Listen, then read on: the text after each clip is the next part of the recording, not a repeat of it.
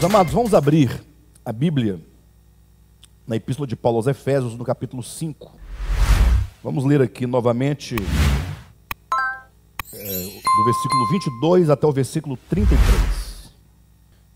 Na leitura, eu vou apontar alguns versículos aqui dessa porção. E se os irmãos puderem anotar, tá? Grifar, ou ficar atento à porção que eu quero destacar essa noite. Efésios 5, versículo 22 em diante diz assim: as mulheres sejam submissas ao seu próprio marido, como ao Senhor, porque o marido é o cabeça da mulher também, como também Cristo é o cabeça da igreja, sendo este mesmo o Salvador do corpo.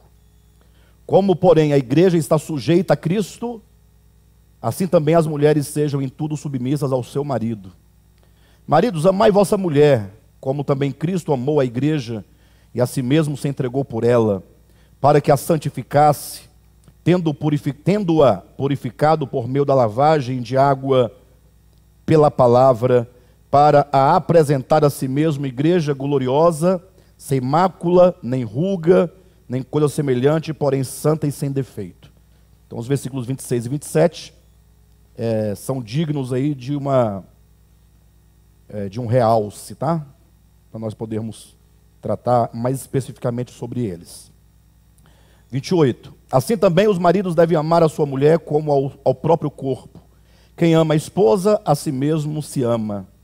Porque ninguém jamais odiou a própria carne, antes a alimenta e dela cuida, como também Cristo o faz com a igreja. Porque somos membros do seu corpo. Eis porque deixará o homem a seu pai e sua mãe, e se unirá à sua mulher, e se tornarão os dois uma só carne. Grande é este mistério, mas eu me refiro a Cristo e à igreja. Não obstante, vós, cada um de per si, também ame a própria esposa como a si mesmo, e a esposa respeite ao marido. Eu quero frisar aqui os versículos 31 e 33. Tá bom?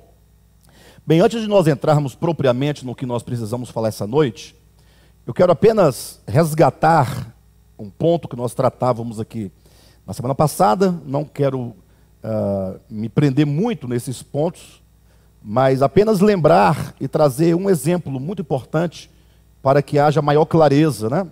Quando nós aqui, mostrando como que o apóstolo Paulo, ele trabalhava com os aplicativos e com os princípios. Princípio é aquilo que é eterno, é aquilo que transcende o tempo. Princípio é a essência da verdade, que é aplicada e é aplicável em qualquer tempo, em qualquer lugar, independentemente da cultura, do povo, porque é algo divino que é possível ser construído dentro de todos os homens. Tá bom? São os princípios. Enquanto que o aplicativo, ele é vulnerável ao tempo. Aquilo que se aplica num tempo pode não ser aplicável no outro tempo. Aquilo que se aplicava, se aplica em determinado povo, em razão de sua cultura, pode ser que não se aplique a um outro povo, a uma outra cultura, de um outro lugar e de um outro tempo.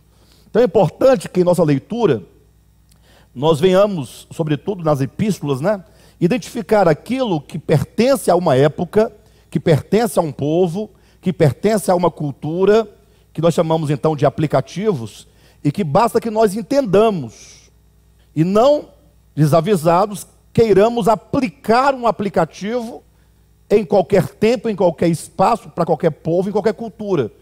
Imagine só, o lava-pés, por exemplo, era uma prática daquele tempo, daquele tempo e de alguns lugares. De modo que, hoje em dia, há pessoas que, lendo a Bíblia, por não discernirem que o lava-pés era um aplicativo, é usado na Bíblia como um aplicativo, ou seja, é registrado na Escritura, porque naquele lugar e naquele tempo tinha tal prática.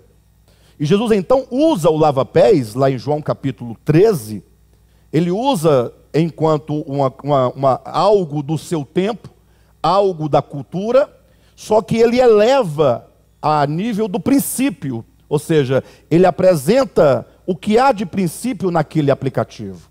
O mesmo se pode falar, por exemplo, do uso do véu, em 1 Coríntios capítulo 11, né?